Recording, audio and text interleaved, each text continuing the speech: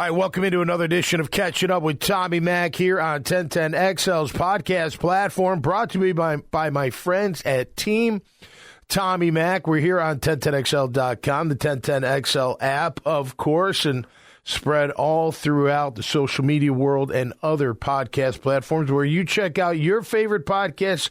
You will see Catching Up with Tommy Mack done right here from the 1010 XL Podcast Studios. It's Tuesday morning. Hope you all had a great start to your week, a great weekend.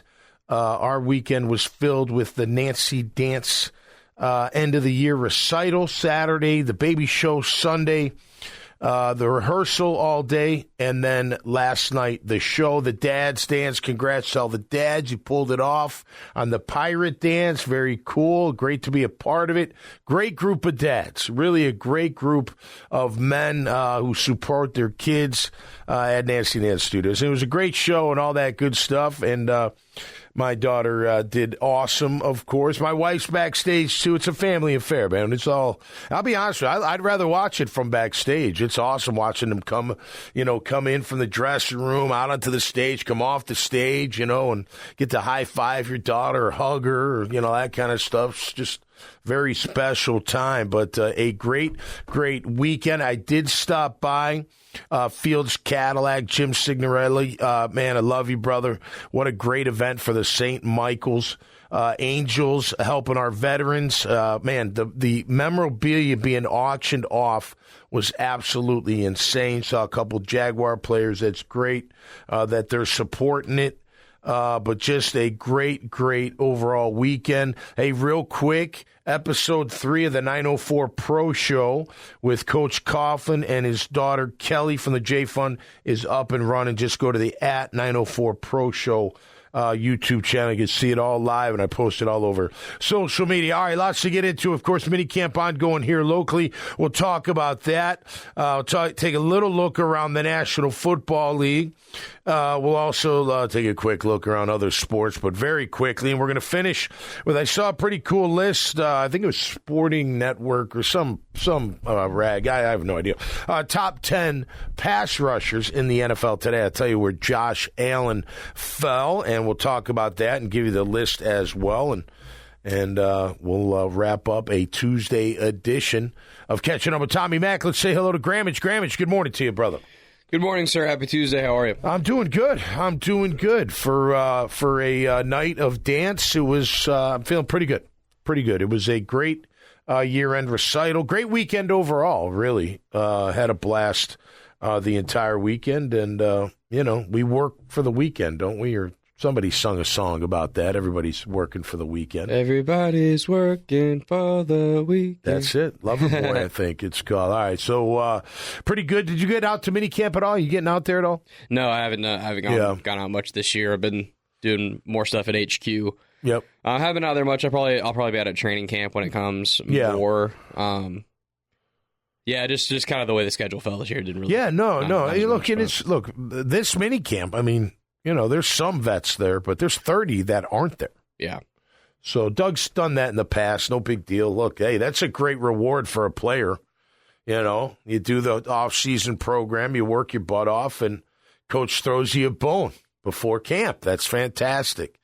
Of course, there's plenty of guys here, Mac Jones and Josh Allen, too, that are here participating, and it's a good thing that they're around, but we'll talk about that. I mean, look, I don't know.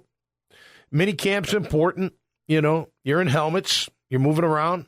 You should be in helmets. Are they in helmets? Yeah, they're in helmets. Okay, because I know the OTAs were no helmets.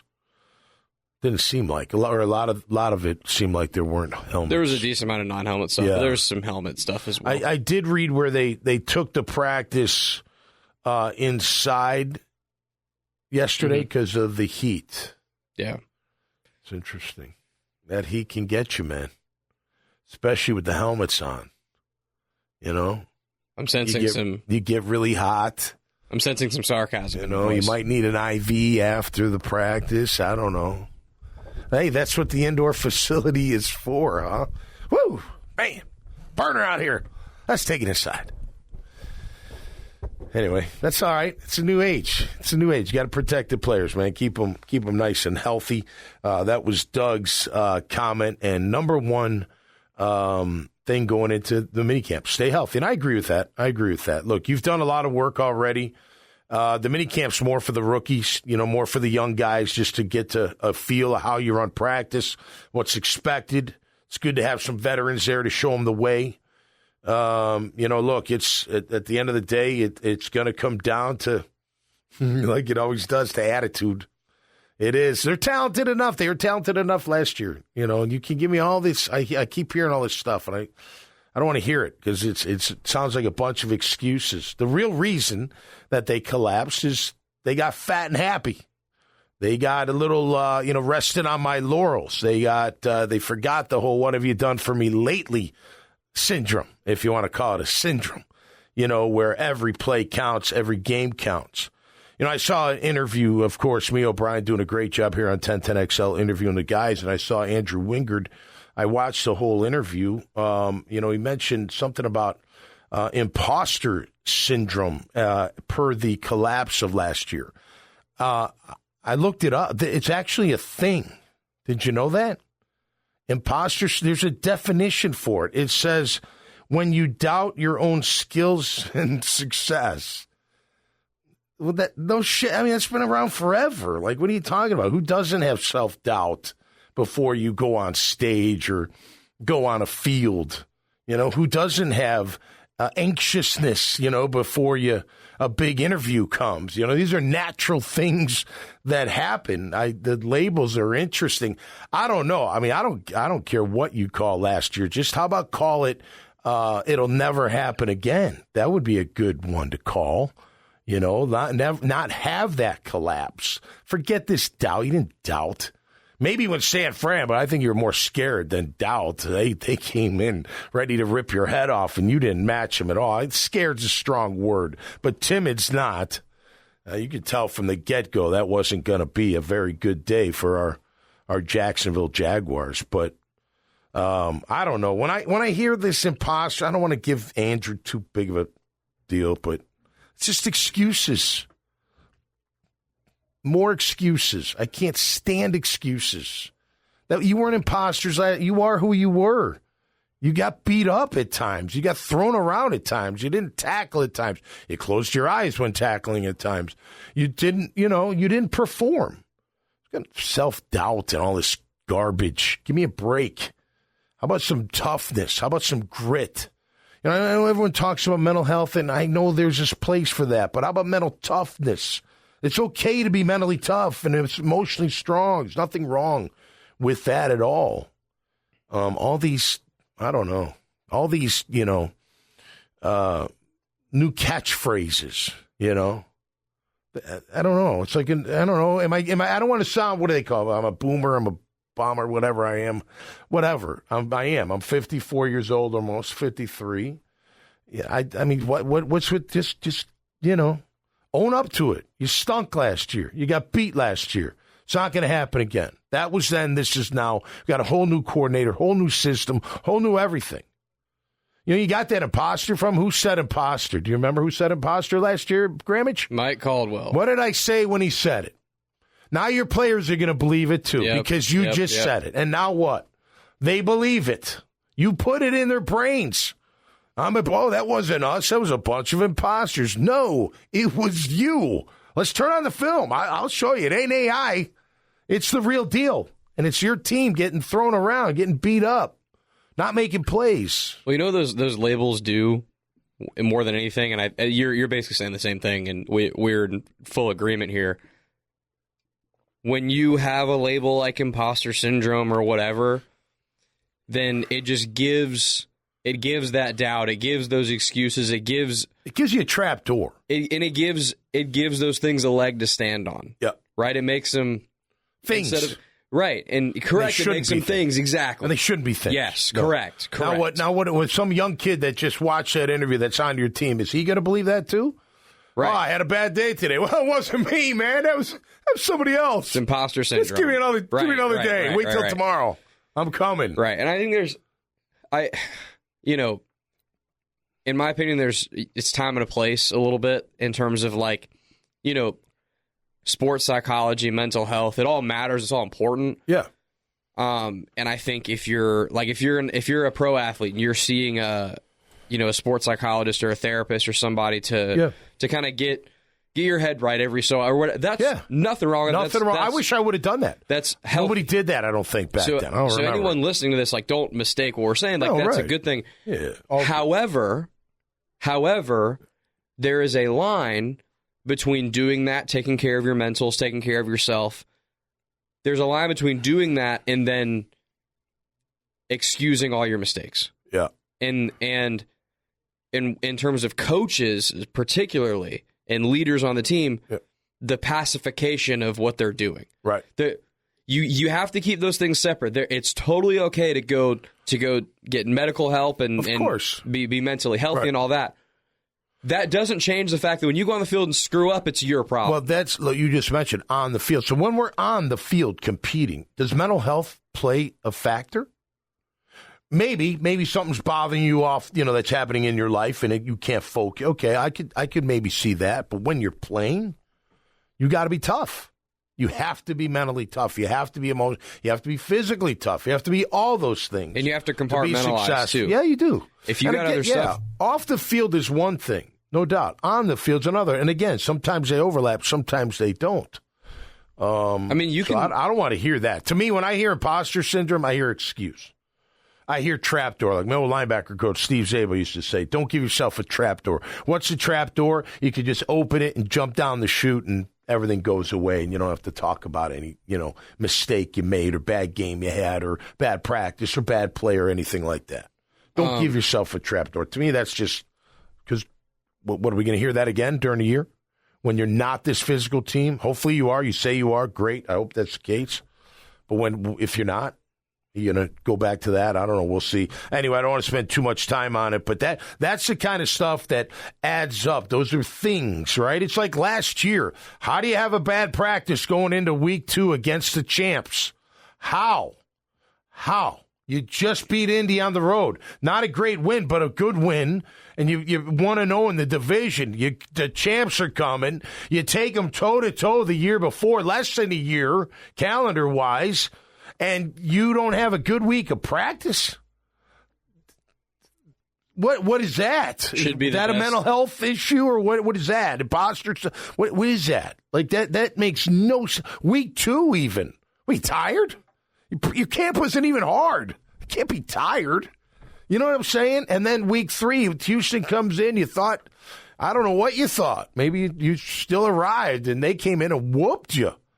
With a rookie QB who picked you apart, you had defensive mishaps all in the secondary. You were terrible. And then we hear, well, maybe we're reading our press clippings too much. You're like, what? You haven't done anything. Anyway, so hopefully that's all changing. I like what I'm hearing. I saw some nice words about Ventrell Miller yesterday, making some plays, running around. That kid hasn't been fully healthy since he's been here. I like to see. All I know is that kid can run and make plays. I don't know what he can do yet as far as part of the defense, but if he can cover and really run, that might give them some flexibility in some different fronts. Something I'll just add, because I watched him his entire career at Florida. He was always extremely mentally sound. Like, he always knew where to be. He's always in the right spot. So he made a lot of plays. Something Devin Lloyd has struggled with a little bit in the past. And I'm not saying he's going to take Devin Lloyd's spot. I'm just saying this is another linebacker you're adding to the room that is. I didn't love the pick, but now that he's here, he's a smart player. When Ventrell Miller was out of the game his last season at Florida, the defense was a chicken with its head cut off. When he was in, everything was like. Everybody knew it's a little bit of a Foye-Lewican thing. Yeah, it's another guy that can press the buttons. Yeah, I can't say I watched them enough to say that, but I tell you, when I watch him, he made a ton of plays and a lot of open field tackles. Like, great athlete, great. Forced turnovers, and if he can cover, hey man, you need a backer that can cover. You do. You need a backer that you can just take care of the back or the tight end or whoever comes into his zone or whatever it may be. Maybe that allows you to use Devin Lloyd in different ways if Ventrell Miller can be that kind of ball player. We'll see.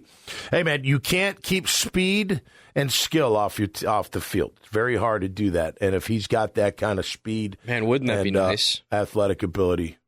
We need a cover guy. Lloyd's a good cover guy. Well, Lloyd's nice? Not bad. I don't want to say Lloyd's bad. I mean to cut you off. But Ventrell Miller, if he's a more natural, guy that can cover, especially that back out of the backfield, that's no joke. One-on-one in the open field. We talk about the slot receiver and trying to cover him one-on-one in the middle of the field, taking a back into the middle of the field. Man, that's really, really challenging, especially if he's smaller and quicker than you. So you got to have a guy that can really cover. And then with the tight ends in this league, I mean, come on, we need help with that too. So we'll see what he can do. It sounds like he was running around pretty good yesterday. So how nice would it be, because there hadn't really been much of an opportunity for this the last 2 years, but if the scheme changed a little bit different up front, and the front seven looks a little bit different at times than it has in the last 2 years, and maybe Muma's not this guy, but Ventrell is. Yep. What if you could have Ventrell and Foye in the middle? Yeah. They're pushing the controls. They're kind of doing things. Ventrell can hold his own, whatever. Yep. And then, just like you said, you get to really unleash Devin Lloyd as an athlete. Lloyd can be your Sam. Mm-hmm. In the base. And then when it's time for nickel, if Ventrell's that good of a cover guy, him and Aluakin are my inside guys, and then we rotate Devin in to wreak some havoc. See what he can do there. It gives you flexibility. He rushed the passer all the time at Utah. No, I know. He lived in the back. Yeah. That's good. One of the big reasons he was first round pick. Yeah. So it's just the misuse of draft picks is nothing new in Jacksonville. But yeah. I don't want to go as far as to say he's been totally misused. That's probably not fair. He can play Will. I mean, look. You can go by the eye test and say, well, there were games where you're like, what the heck's going on? But you look overall and you look at his season. He had a really good season overall, as far as stats are concerned. A lot of plays, a lot of tackles. You expect him to get better, but is that his best usage? And is Miller just an upgrade in athletic ability that we need our Will to be? Remember, one of the best Wills we've ever had was the kid out of Florida State, Telvin Smith. I mean, that's what you want out of a Will backer. He's a perfect example of a Will, a guy that can fly to the ball, a guy that can cover, great in the open field. Nobody's going to block him. He makes tackles. That's a perfect ball skills, ball skills, all of it. That's a perfect Will. If you're going to be in elite defense, yeah. You can be a good defense without it. But if you're going to be a great to elite defense, your Will needs to have great ball skills. Yep. Because when the plays are there to be made, they need to make them. When there's an interception to be made, he needs to catch it. Totally. When there's a fumble to be recovered, he needs to be able to scoop and score. And goal. And Telvin Smith was electric. Absolutely. Daryl Smith was like that too. Yes. Daryl Smith was not appreciated. I know he's appreciated amongst his peers and a lot of the fans, and of course alumni and all that. But man, he was an incredible. Him and Posluszny together were just great. With Telvin Smith, I go back to that Steelers game in the playoffs when this 2017 team beat them. Do you remember that fumble recovery Telvin Smith had where he scooped and scored? Picks the ball right up. Yeah. Remember he got a flag because he pointed at Le'Veon Bell taunting. Yeah. That is a linebacker. That was a ball that, you know how hard it is to recover a ball that's flying all over the place on the field. Yep. First sweep, recovers it, he's off to the end zone. Yep. A running back couldn't keep up with him, sprinting to the end zone. Yeah. That's like receiver stuff that a linebacker is doing. That's what you want out of your Will. And to me, from things I've seen out of Devin Lloyd the last 2 years, I've seen that type of ball skills, athletic. Remember early his rookie year, he was getting interceptions all over the place. Well, and last year he had the cast on. Yes, and correct. He dropped a few. Correct. Remember, he would have had 3 or 4, maybe.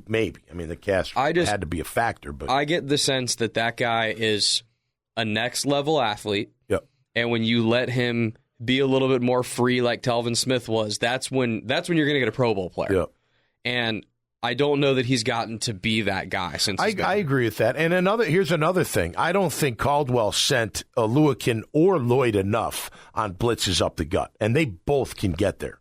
They proved that almost every time they got a chance. They could do. Look, with Aluakin, he's just so savvy. He knows how to get around guys. Lloyd's big and long. Like, he's a tough guy to block one-on-one, especially when he's coming at you. So, look, again, back to Ventrell Miller. If he can offer some flexibility, you can move Devin around and make things happen. My friend Jimmy on the Facebook says him and his daughter just booked a trip to Houston. Jags at Houston. All right, Jimmy, good job, man. It should be a great, great trip. Hey, Houston's a team. They're the team to beat. They're the team to beat. You want to be the champs, you got to beat the champs, and they were the champs last year. What's that? Said bring us home a dub, Jimmy. That's right. No doubt about that. Absolutely. All right, we're going to take a quick look around the NFL. Some other things. By the way, Mac Jones running the ship at the minicamp, and I hear he's just totally kicking ass. Like, he looks unbelievable. I'm kidding. I don't know how he looks, but I don't want your heads to blow up. Oh, my gosh, they love Mac. No, not saying that at all. But he is running the show. It appears to be Mercedes Lewis. Going to go back to the NFL for his 19th year. Let me tell you something. Now, after a certain while, this doesn't ring true, but when you should have never let him go. You should have never let him go. And you never used him. It was so weird. For like a decade, we didn't use our tight end like other teams would use their tight end. Mercedes had those 10 touchdowns the 1 year. A lot in the reds. He's 6'7". He was a great, red zone target. And then the next few years, they never threw to him. It was the most bizarre thing. Plus, he was one of the best blockers, a tight end, tight end as a blocker. He'll still be utilized like that. Looks like he's returning for number 19. Congrats, Mercedes. That's to the Packers? Massive. I think back to the Bears. The Bears, okay. I think he's going to the Bears, yeah. He is correct me if I'm wrong, I believe he's the oldest active player in the league. Because I think Brady had him beat. I think there was a tackle that was around year 20. Okay. I know he's the oldest. He's one of the oldest. I know he's the oldest tight end. Yeah. And I know he's the only player still active from the 2006 draft. Yep. So that could mean drafts before that or right. So there could be an older player in there, but man, what a career for Mercedes. 19 years. I mean, come on. All-time good guy. I mean, 19 years is forever, man. That's just incredible. His pension's going to be phenomenal. His severance pay, his pension. He could chill for the rest of his life, man, and deserves it after 19 years. I mean, man, if you're him, and there's teams that'll take you. Damn right. There's teams that love what you still have to offer, probably in terms of more of a blocker, and then also your leadership skills, your locker room skills, your veteran skills. Huge. And to your point, man, that pension.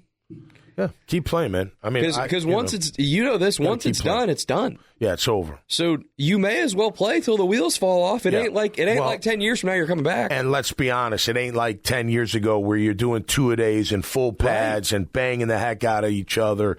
Camp's pretty easy compared. I wouldn't say it's easy, but compared to what it used to be, it's wicked easy. I'm sorry, it is. At least our camps. They run around. There's a lot of running around. There's a lot of conditioning in that way, but it's not as physical as it used to be. Nowhere near it. Not even close. And it's just the sheer... But that's just the way it's built today. It's fine. And, I can even relate to this at the high school level. It's just the sheer time that you're out there. Well, it's shortened, yeah. It's way short. And players wanted it that way. They won that war. That's a huge part of it. Yeah. Even if you're not banging around, when you're out there for a long time in the heat, mentally that really wears on you. And you guys used to have to go through a marathon of a training camp. All I can remember having the news on in the morning in my hotel room and them putting out a pet advisory for today. Don't leave your pets outside. It's going to be too hot. And we're wearing black helmets and full pads. You do get used to it. I mean, you do. That's why you got to get acclimated. I mean, that was the whole thought process. Because when it is September and that other team's gassed because they're in the heat, we're not gassed. We're not gassed at all. We might be gassed at the end of the game because we put it all out there, but we're not gassed at halftime. We're not gassed in the third quarter. Just getting warmed up. Because you're used to it. You got to get at it. And I never always believed in Coach Coughlin's you practice like you play because there is a difference. And some guys are just gamers. They are. They might not practice very well, but they play incredible, right? So I never believed in all of that, but I do believe in getting acclimated to whatever elements and getting ready and being, remember the preparedness last week, being prepared. So, by the way, check out that episode 3 because with Coach Coffin, episode 4 now, sorry. Those 96 and 99 losses still sting him today. Wait till you hear what he says about it, man. And it has to, and then we talked about the Giants and all that, but he's like, you just see it in his, he says about the Tennessee, 99. He's like, and we're leading at halftime. He's like, I couldn't believe it. We're leading at halftime.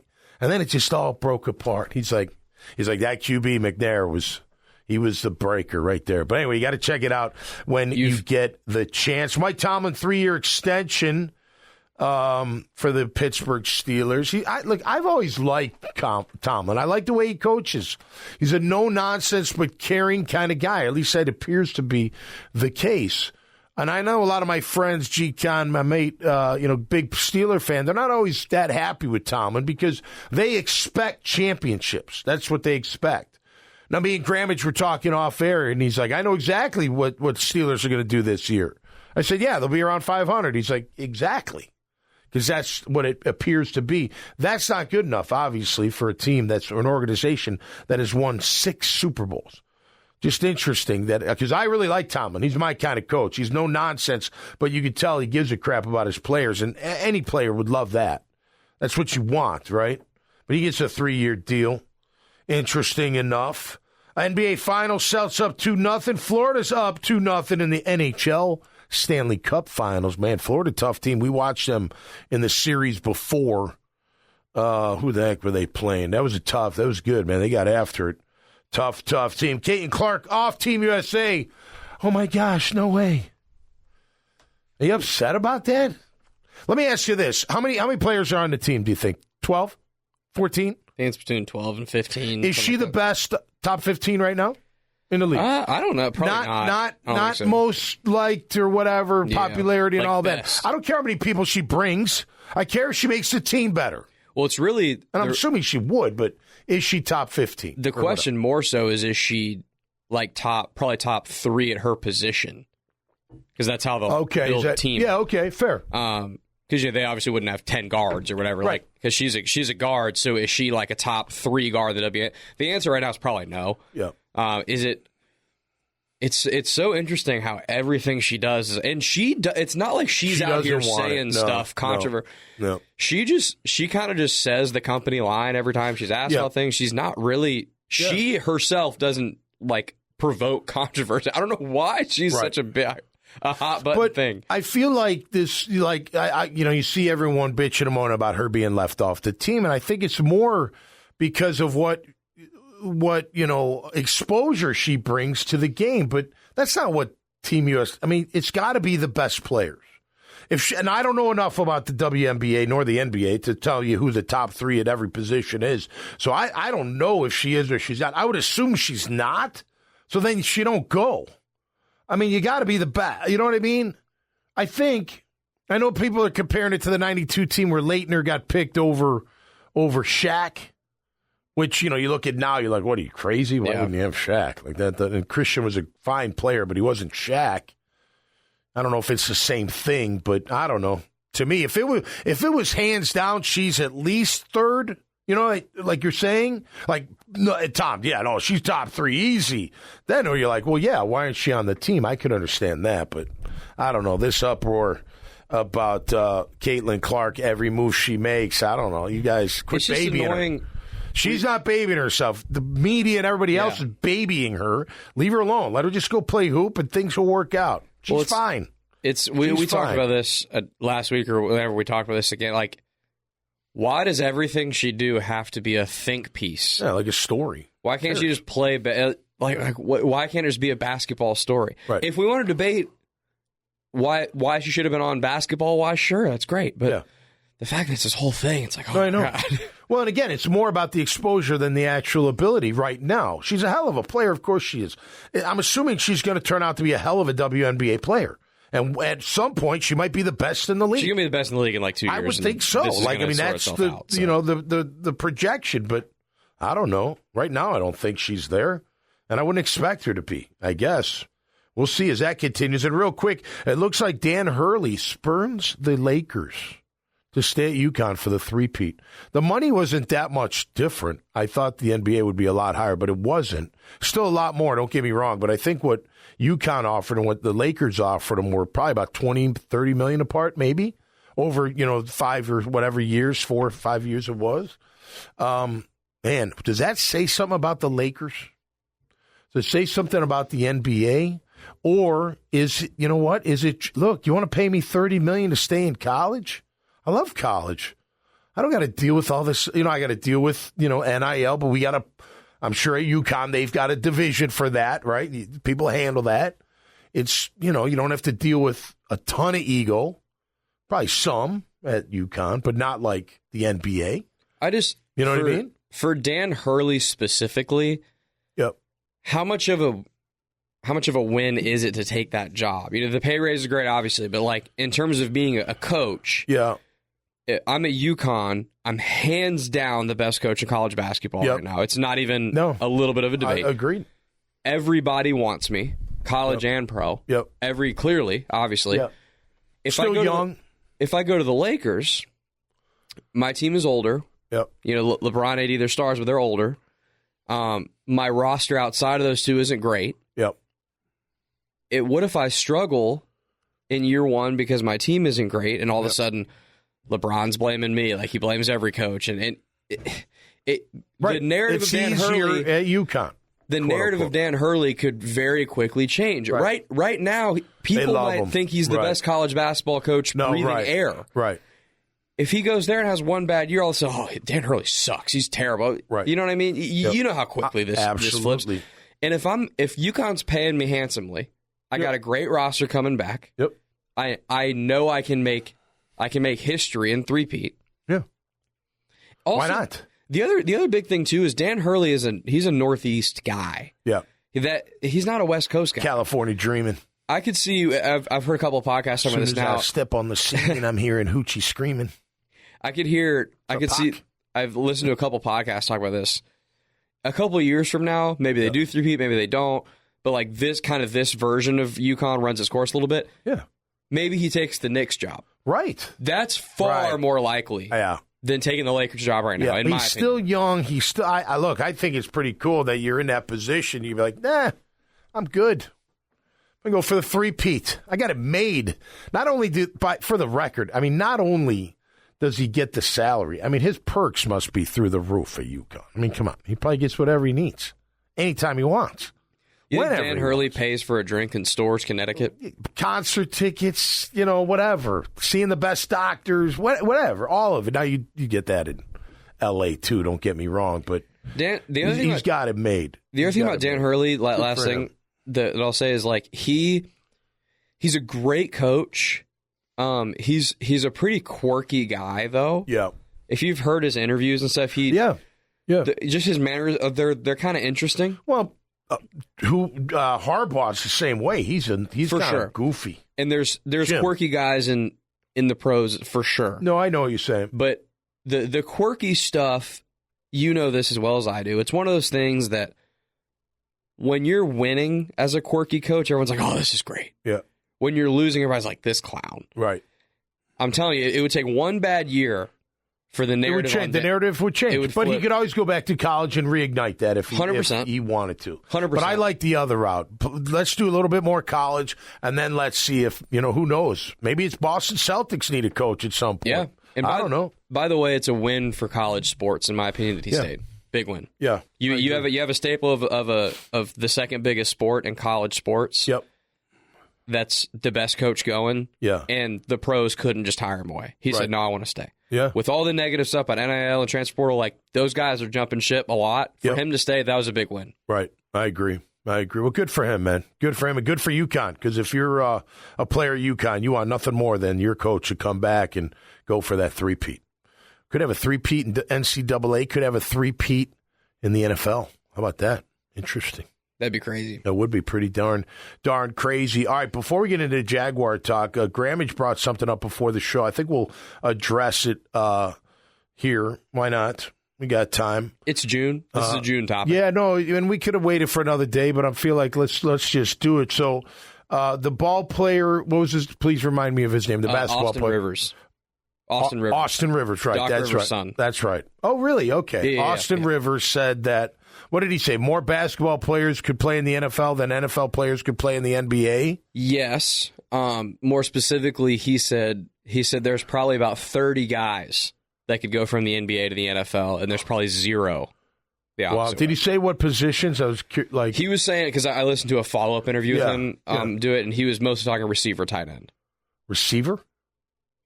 Huh. Probably more so tight end. Tight end, yeah. Like a 6'10" tight end. Like a receiving red zone threat. 6'11" wide receiver. At the 5-yard line, Giannis running a fade route type thing. Huh. Well, listen, I've always said this. I think basketball players are the best athletes overall. Now, I'm not saying position.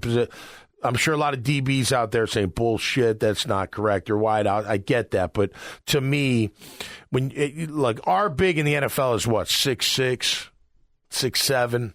Their big is 6'10", 6'11", and they're moving with absurdly quickness and agility and all that stuff. So to me, I think if they're not the best athlete overall, they're top two without question. But here's the thing. I mean, on paper you could say sure, but who knows? I mean, when they get hit really hard. Now, they bang in the NBA. It's not as violent as the NFL, nor it should be. But would they be able to take a shot? Would they be able to take a hit like that? I don't know. Remember when Matt Jones was drafted from Arkansas? I'll never forget. Del Rio came out. I was like, man, this kid's 6'6". He runs a 4.37. He jumps 40-plus inches. He's unbelievable. Did you see him at QB at Arkansas? All this stuff. And I'm like, can he go across the middle and catch the ball and get rocked when you could get rocked and get up and get right back up and do it again? Keep going. And the answer is no. He could not. So who knows if you can make that transition?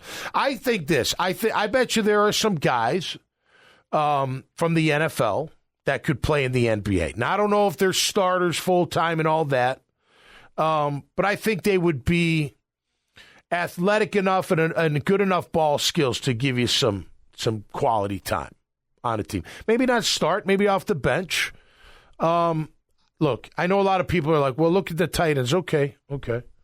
Look at Charlie Ward. Charlie Ward was the greatest college football player in his year and was a backup for the Knicks. He was a good player, but it was never a super-duper star. And I'm using one example. I did not prep for this. I don't have all these examples in my head. I've often thought, I remember when Big Baby Davis was playing for LSU, the power forward, and I remember looking at him because we had Jacksonville hosted the first and second round. I was with a different station, and we're up front. I'm like, this guy, he could play left tackle all day. His feet were unbelievable. He was 6'9", which to what, like, when we see 6'7", like Baselli big, now we're getting into 6'8" with the guy from the kid coming out this year from Notre Dame, I think 6'8". Joe Alt, and then the tackle for the Eagles, Mailata, is 6'4". Oh, Jordan Mailata, yeah. So we're getting there. But those guys, 6'8", that's nothing. You know what I mean? You're 6'9", 6'10". Think about that. Think about a 6'10" tight end. Who's covering that guy? Not a 6'10" linebacker. Not a 6'8". You know what I mean? Like, maybe 6'5". The Edmonds guy for the Bears, he's 6'5", plays inside. So I think my answer would be, I bet you there's a little bit of both. I don't think you could take an NBA player. Take LeBron James. Let's just take LeBron in his prime. And I know LeBron played football in high school, so he's got some skill. He was a top recruit in high school. He was. Could he play wide out? Right now, no. In his prime, I think yes. Yeah, I mean, it would be worth seeing. The big question that hasn't been brought up enough when people have debated this is, how much time do I get to prepare for the sport crossover? Right. And I believe that was kind of the crux of Austin Rivers' argument. Because I think Austin Rivers, honestly, in principle, I actually agree with him in terms of skills you need on a basketball court to be great in the NBA are skills you have to develop from being a small child. Ball handling, shooting, passing, dribbling, that type of stuff. Yeah. If you're not already decent at it, then you'll never survive in the NBA. Right. Versus if you have the physical size, speed, that type of thing, yeah. and you're playing basketball, I think it takes less time to have the translatable skills in the NFL. Right. But let's flip it around, because a lot of football guys play basketball. Their whole high school, amateur, intramural, pickup, a lot of guys play hoops all the time, right? 100%. You don't play football in your spare time when you're playing basketball. Correct. Your whole that's life. a good point. You're not going, now you may play basketball and football in high school. I get that. But it's not like if you're strictly a basketball, you're not going, I'm going to go play football to hone my skills. Now, flip side of that is, look, guarding someone in the open court is very similar to guarding in one-on-one pass coverage. Very, very similar. Mm-hmm. Corner to wide receiver, tight end to backer, safety. You know what I mean? It's all kind of that same athletic ability. I think it's for the plays that you're not, For instance, could say Kelsey could play hoop. I don't know if he can, but let's just say he can. Every time he takes the ball upfield, he looks like to me he's penetrating and going to the hoop. He's kind of bobbing and weaving. Yeah, he's got that forward lean, Yeah. But could he take a hard foul from a guy that's 6'10", and, could you take a charge from Shaq? These are, don't know until, just from athletic ability. So it's kind of both, right? Can LeBron James, even in his prime, go over the middle and get hit and it never affect him to where he just goes back? You know what I mean? I don't know until you see it. Maybe he could. I have no idea. And then the flip side, well, what about the rigors of playing in the NBA? You don't know the rigors till you're in them, right? It's like swimming. You until you get in that pool, you know what I mean? You don't know when you get gassed.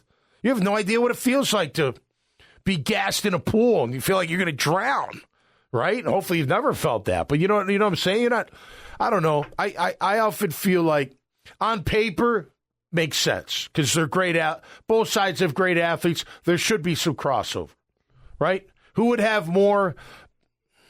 The basketball players would probably have more just because they're bigger. I think so too. They're bigger. The best argument Austin Rivers presented that I definitely agree to them on was that there's it's not a huge list, but there's a good little list of guys that did play college basketball. They played most of the time college basketball, but did play basketball most of their lives, and weren't going to be star NBA players.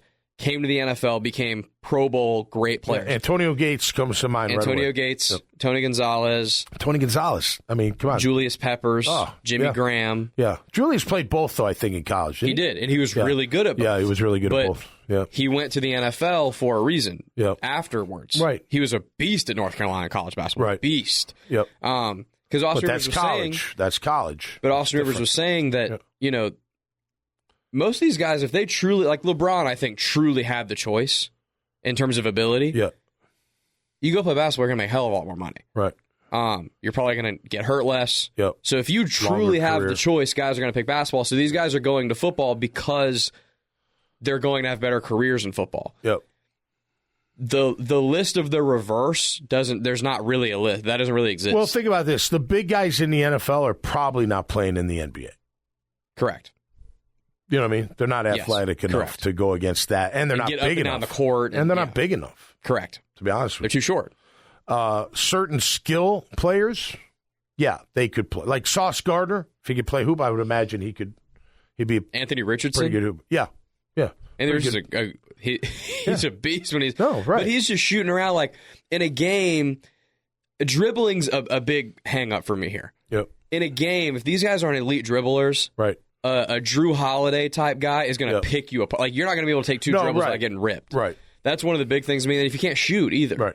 If you have no jump shot, then that's going to be tough. Can a DB shut down Kyrie Irving? Because that guy's quick as all get out, man, with that ball. I believe that defensively, I think an elite DB in the NFL could hold their own. Yeah. The problem is you're scoring 0 on the other end, in my opinion. Yeah. Versus Kyrie is going to get you a couple times, you know? Oh, yeah. Like that type of thing. Yeah. And so I think where Austin Rivers really pissed people off, where I think he was wrong, is he said 30. Yeah. That's way too high. Yeah, I don't think 30 I think it's either. like maybe 5, 10 at most. Name them, and what would they play? I'd like to know that. Right. I mean, I'm trying to think of guards that would play. I don't know. I guess I don't know the NBA that well. Wings, I'm sure there's some guards that could maybe, like, run I think around. wings, like hyper athletic, like small forward, power forward guys are the guys we're talking. I think it's Giannis, LeBron. Yep. It's those types of players, in my opinion. Yep. I mean, what if Shaq played left tackle at 7? What is he? 7 feet? Yeah. Could he? He was quick enough. Could he? Man, if he was given time, enough? we talked about this off air. If he was given time to prepare and get some footwork down and his hands and kind of just learn the basics. Yep. Man, after a while, he'd be a beast. No doubt. A beast. No doubt. So I guess the answer is there would be on both sides, and none of them would be able to play Major League Baseball. No.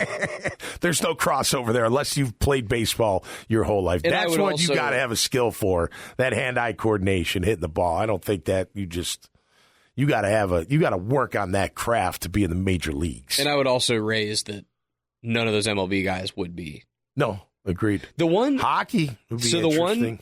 One feather in football's cap that I don't think has been talked about enough in this debate, because I've broken this down a couple times if you couldn't tell. Okay.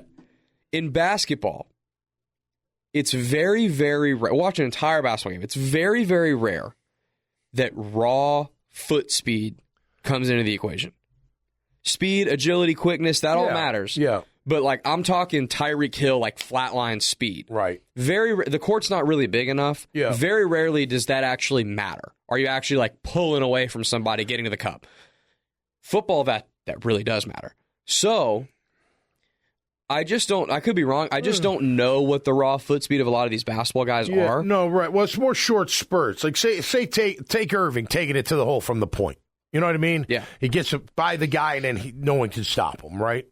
Those are shorter spurts. What does that look like in a 40-yard route? Correct. Which begs, like, the most athletic, speedy guys in basketball. Yep. If you ask them to keep up with Tyreek Hill, no, they couldn't. Tyreek Hill's going to burn them. Right. Right. That type of thing. And then on the other side, if they're because he was mostly saying offensive guys, tight end, receiver, which I think I agree with. DB is a whole different thing. Yeah. If they're playing receiver, do they have that top gear of speed to pull away from a DB to create that separation? Because we see this with every receiver. Right. You have to have that. You have to be able to strike that fear in a DB to be able to create separation. Jimmy was the best at this. Yeah. Jimmy made you think he was going deep every single play. Every time. Yep. So he created that space for 4-yard catches. So the answer is there's probably a few that could do it. Both sides. This is a great off-season topic. I like my next topic. That's going to be a good one. We wouldn't break this down week 5. No, definitely not. The show brought to you by Team Tommy Mac. Of course, you see Code Ninjas on my chest. Make sure you get your kids into camp this summer. Learn how to code, learn how to work with Roblox and Minecraft and all other great IT, including security. Get those certificates for your children. Give them a leg up as they head out into the real world. Go to codeninjas.com, and there are 4 great locations. Get thrown in jail, my friend. Chris Lucero and his team gets you out of jail. Get thrown in the clink, he gets you out in the blink. Number 1 name in the bail game. That's Chris Lucero's Bail Bonds. Graffiti American Burger Bar, brand new ownership. Get the McManus Burger. Phenomenal. Swiss cheese, bacon, and avocado. And you can add whatever else to that, but that is the base. Make sure you check us out every Thursday night. This week's guest is top 25 Jaguar great Marcus Stroud. Can't wait to talk to him. He's got something new going on in his life. That'll be a good thing. That's this Thursday night at Graffiti American Burger Bar. J-Dog Junk Removal and Hauling. Yeah, they'll take care of your junk. They refurbish most of it and give it to veteran families. They also have a hauling business. So all you builders out there, home builders, contractors, you need a new hauling company. Look no further than J-Dog junk removal and hauling. 844-GET-JDOG. Azar Sausage Company, they're located all throughout town. If you've had any kind of sausage dish at a local restaurant, you've probably been eating Azar Sausage Company. We're big fans of the McManus household, so should you be. Check them out at Winn-Dixie. Family Tradition, Specialty Foods, home of Coconut Joe's. I'm going to be sending a link out this week where you can get BOGO. That's right, buy one, get one. Half off by just mentioning Team Tommy Mac. That's all at Family Traditions. SpecialtyFoods.com. Michael Nickus' State Farm Agency. My agent, auto, home, life, supplemental health. He should be your agent as well. Why? Because he does it right, and his team is always available for all your needs. Carbon Man Flooring, more than just LVP, baby. More than LVP. All types of flooring, highest quality at the lowest prices. St. John's Bluff Road is one showroom and warehouse, and same as over at 1988 Wells Road in Orange Park. Salt Air Inn and Suites, they are located 4 blocks from the beach. Boutique Hotel with concierge service. They've done a great job over there. Kurt and his team always take care of their clientele, and that is Team Tommy Mac. More room, too, if you want to jump on board. I love endorsing, not just on a show, all throughout social media and out in the streets. When I'm out in the streets. All right, I saw a list today. Top 10 pass rushers in the NFL. Top 10. Let's see if Grammage can figure out. By the way, is it too much to ask or to no, it's not too much. I'm going to answer my own question. It's not. What do you expect out of Josh Allen this year? Forget stats, okay? Because they got to be good in order for this. Because what I want to see out of Josh Allen is I want to see a player from day one, week one, all the way through week 18 is being considered for Defensive Player of the Year. That's what I want out of Josh. So that means he's going to get sacks, pressures, big plays, tackles. He's going to be an absolute beast in the opposing field's backfield, opposing offense's backfield, all game, every game. Fair? You get a big deal like that, I'm happy for him. He deserves it. But they didn't pay you for what you did. They're paying you for what they believe you're going to do. So whatever those sack numbers are, whatever those totals are, I don't care. They just got to be high enough that you're being considered for Defensive Player of the Year. Fair enough? I think it's fair enough. So we'll go with that. All right, top 10 pass rushers. That's like the number one position that gets voted Defensive Player of the Year. So, yeah, I agree. Where do you put him? Top 10. Where do I put Josh Allen within the top 10? Okay. I think the easiest way to do this is to list the guys that are definitely going to be listed before him. Let me list the guys that are in the 10, but I won't list them in order. Okay, all right. Fair? Well, yeah. Josh is in there. Yep. Aiden Hutchinson's in there. Micah Parsons is in there. Max Crosby. Hassan Reddick.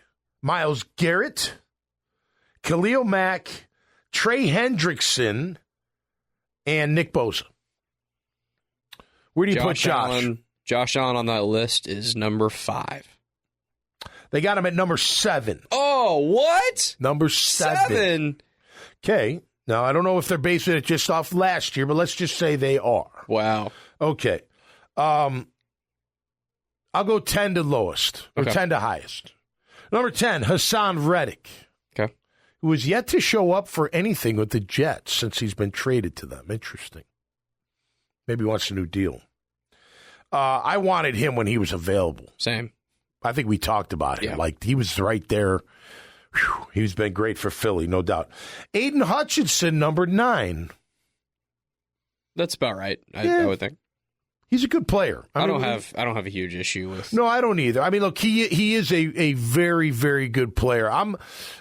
He better come up with a counter to the spin, because those linemen are going to be waiting for that spin, and they love when you spin and they're waiting for you.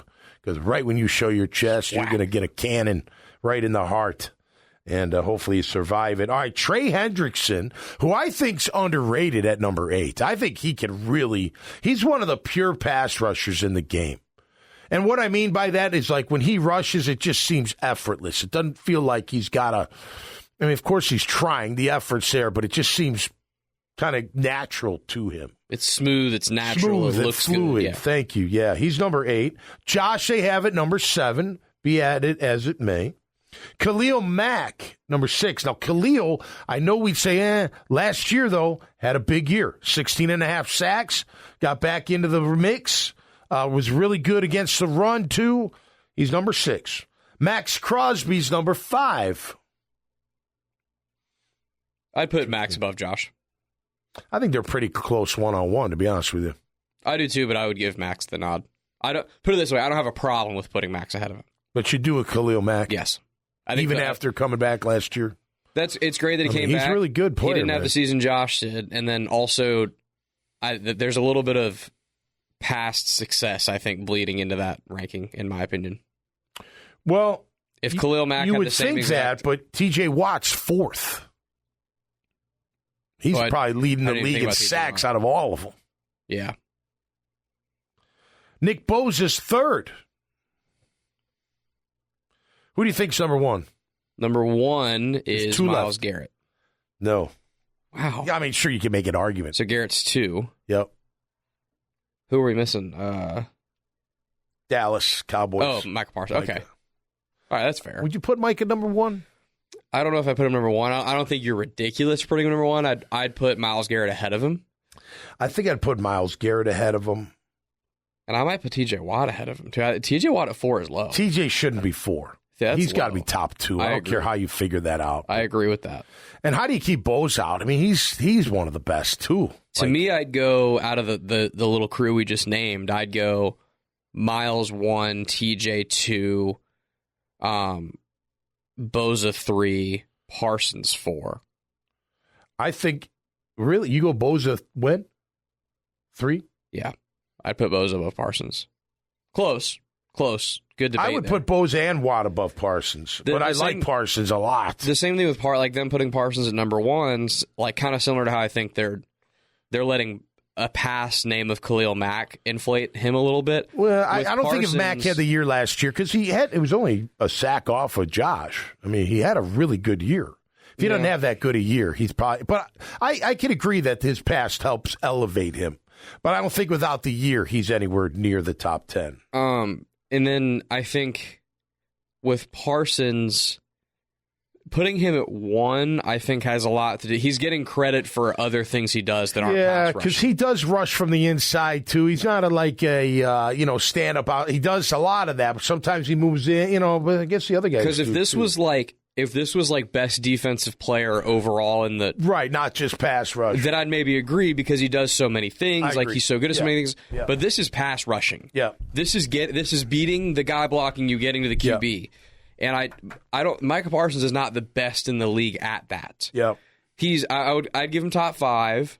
I might even put Max Crosby above him in terms of just straight. Pass rushing I really ability. like Max. I think Max is more of that all-around football player than just an unbelievable pass rusher. I think he's really good overall. I think Hendrickson should move up. I think he's too low at 8. That guy gets you 12, 15, seems like, almost every year. I know he's had a down year with injury, but who hasn't? Myles Garrett's just a beast. I mean, you put him anywhere. It's hard to not say he's the best defensive player in the league. Best pass rusher. I don't view him as I view him more as a defensive end than a pure pass rusher, I guess. So as far as pass rushing, TJ is probably 1. You got to go TJ, and I think Nick's probably 2 in that regard. And then Myles, Josh is up there. I mean, Josh should be top 5. I think Josh is easy with Max Crosby. I do. I think they're a good one-on-one. So where would you put Josh in that list?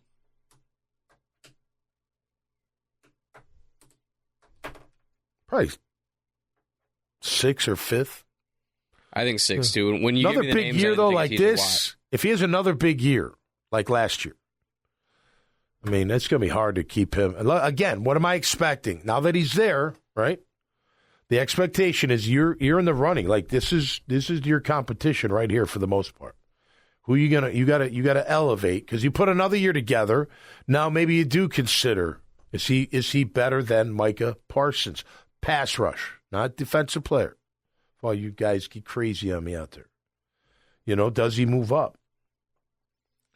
I mean, look, you know, the one thing he's got to prove is that, yeah, it was a contract year, but that's not my motivation as to why I had such a big year.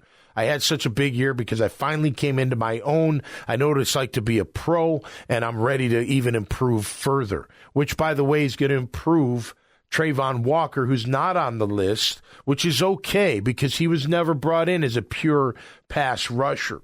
Getting 10.5 sacks last year was big. I think he's going to have that or more this year.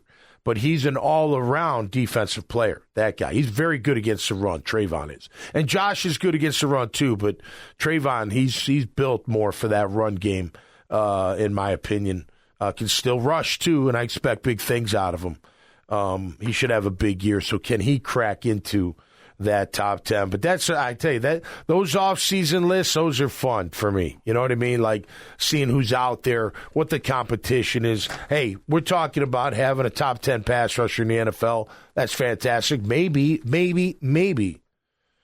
can Trayvon Walker jump in there or at least get to 11 or 12? And remember the last year I said there was no way that, that's what I say. Baselli was on that high AU soccer or whatever for saying that Trayvon and Josh would have 25 sacks or more. Do you remember that? And then they did, and people kept the receipts, which was hilarious. How many this year? You going to go 30? You going to go 30? Between the two, not Eric. Eric's going to help. But between the two, will we get 30 or do you want to go 27.5? Eric is going to make both of their lives easier, so I'll say 30. Over-under's 26.5 between the two of them. You going the over? Yeah. 27.5's the over. You going the over-under. You going the over? Over. 28.5's the over. You going over. Okay, so you're 30. 30. All right, let's do it. Throw it out there. 30 sacks or more for Josh Allen Week 18, and Trayvon Walker. When they walk off the field, Week 18 combined, they're going to have 31 sacks on the season together. So, assuming health, obviously. So that means Eric would probably get half of that at 8 or 9. Yeah. Right? And then maybe the next guy getting 6. So maybe we're in that 50 range and I think, total sacks. That would be nice, wouldn't it? I think they're playing more man this year, which typically equals more sacks. Yep. I agree with you on bringing the backers more. I think they're going to do that. And bringing the backers can also still mean Josh gets a sack or Trayvon gets a sack or whatever, because it means forcing the quarterback elsewhere. I just think they're going to get more sacks in general. They're going to be more aggressive defense, which can be, that's good and bad. That could mean they get beat a couple times. You can. I'll live with getting beat a couple times if it means I'm making more plays, you know? Yeah. Well, define a couple of times. Well, right. You obviously can't give up 4 80-yard bombs, but you know what I mean. Like I'll live with take a gamble. I'll live with giving up a 3rd and 8. You give up a 20-yard pass every so often. If it means that I feel pretty comfortable, I'm getting 4 or 5 sacks that game, maybe a strip sack, a couple picks. I'll live with giving up a couple more if it means making a couple more. As long as it pays dividends in the end. 100%. That's all. And you know what? At the end of the day, just get to the playoffs, okay? I'm not expecting a Super Bowl. It's not Super Bowl or bust like they may think in other we're not there yet, right? So the next step is playoffs or bust. Playoffs or it's not a successful year. So last year was not successful because, A, the way you went down, and B, you didn't get into the big tournament, into the show. In my opinion, 500 ball when you're not in the playoffs is not good football. 500 ball, get into the playoffs, or maybe a spark happens and something happens.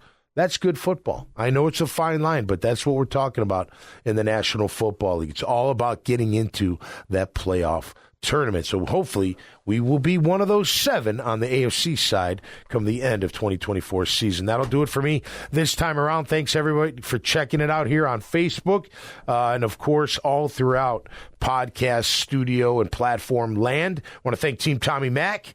Always a pleasure representing all of you great businesses out there. Hey, when I tag them in my post, please click on their pages.